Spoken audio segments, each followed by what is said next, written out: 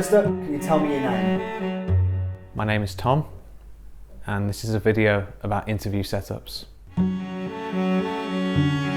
Sorry, I've always wanted to do a Netflix style intro. Yeah, today we're talking about interviews.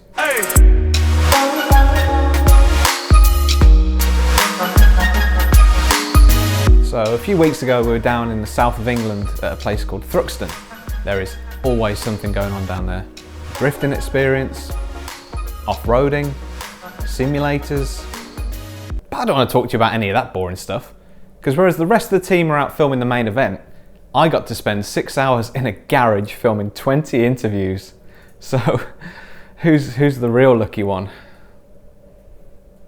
So as soon as we walked in there and I saw that Lotus Emira, I knew I had to have it in the back of the shop. So after some in-depth research on interview setups, it was time to frame the main shot.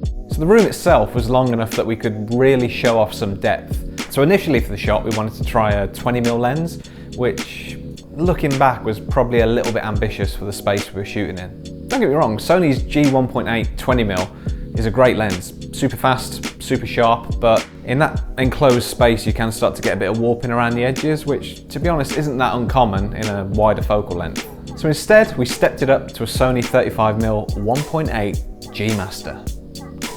It's not a 35mm G Master. Isn't it? It's a Zeiss. Is it? It is. Oh shit. So instead we stepped it up to the Sony Zeiss 35mm 1.8. And even that slightly narrower focal length was enough to tighten the whole scene. It brings the background closer and just generally compresses everything. So that's the wide shot sorted. Now onto the close-up. And there can only be one contender. My current favourite lens, the Sony 135 G Master 1.8. I'm actually going to do a video just on the Sony 135, so if you've got any questions about that, just drop a comment below.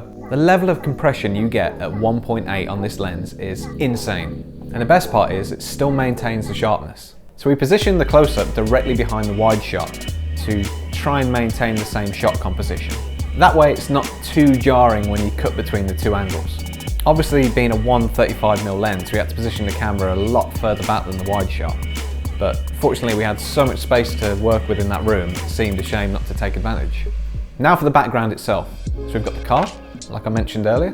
Now usually I'd want to get a practical light in the background to add a bit of contrast to the scene. It also just helps to create some separation between the background and the subject. And just because it looks cool. Lucky for us, the car was parked right next to a window, which meant we could just lean into the natural light. It also helped that we shot on a really overcast day, which meant the light was already pretty diffused by the time it came through the window. But it also meant we were getting a really weird cold blue hue on the entire background. It's time to bring in some lights, specifically the Aperture 300D. This thing kicks out a lot of light for a fairly portable setup, and set at 5600 Kelvin adds a little bit of warmth to the interviewee just to combat that blue background. So we position that to the left of frame and use the Aperture lantern to try and wrap the light around their face a little bit. This just gives it a slightly more contrasty look as opposed to being too evenly lit and flat.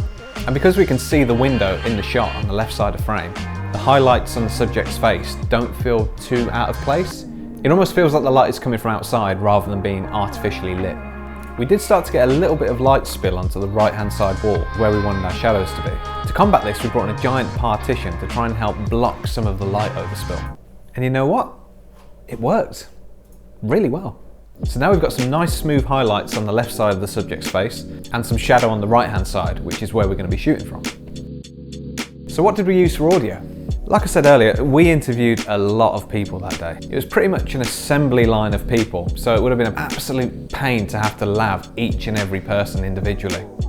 So guess what we did? That's right, we laved every person individually. We'd originally planned on using a simple boom mic setup out of frame, but as I mentioned, we were at a racetrack. And it just so happened that the room we were filming in was directly behind the skid pan. And if you don't know what a skid pan is, yeah, that. It was annoying, but at the same time I couldn't really tell the stunt team to keep it down. So instead, we went with the trusty Tascams, which is actually what I'm wearing right now. Small, discreet, and the best part is they don't really pick up too much background noise. In order for us to grow, we need to do that with very special talent. How hard you work, how much are you willing to apply yourself? So yeah, that's our interview setup. And if you want to see the video, just click the link in the description. Other than that, thanks for watching. Goodbye.